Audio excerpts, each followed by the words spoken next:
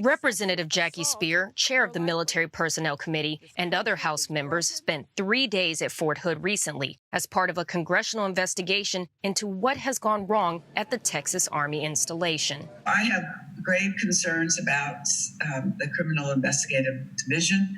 I have concerns about the safety at Fort Hood. The deaths include the apparent suicide of Sergeant Elder Fernandez and the brutal murder of Specialist Vanessa Guillen. I'm sad to say it took the death of a 20-year-old girl who was, by all accounts, a model soldier, and a system, frankly, that ignored her plaintiff cries. Representative Speier said the congressional delegation met with base leaders, the Criminal Investigative Unit, and held a private meeting with female soldiers. I'm deeply troubled by a number of cases. I'm deeply troubled by how poorly the military communicates with the families after their son or daughter goes missing. But Speier said the concerns of soldiers and their families don't stop there. We also met with service families. They were concerned about housing conditions,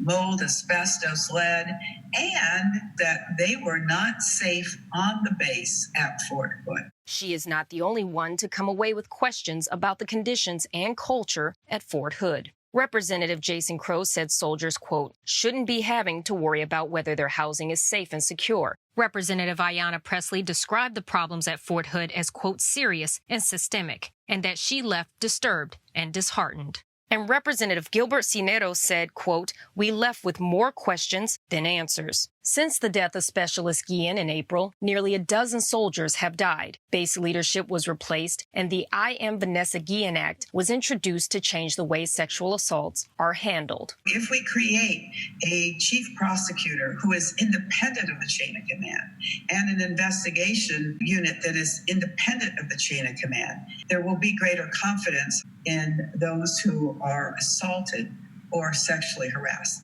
Representative Jackie Speier predicts that the legislation will pass from the House to the Senate before the end of the session. And as far as the investigation goes, she says it may take up to 4 months before there's a final report. Terace, Garnier, Newsy, Washington.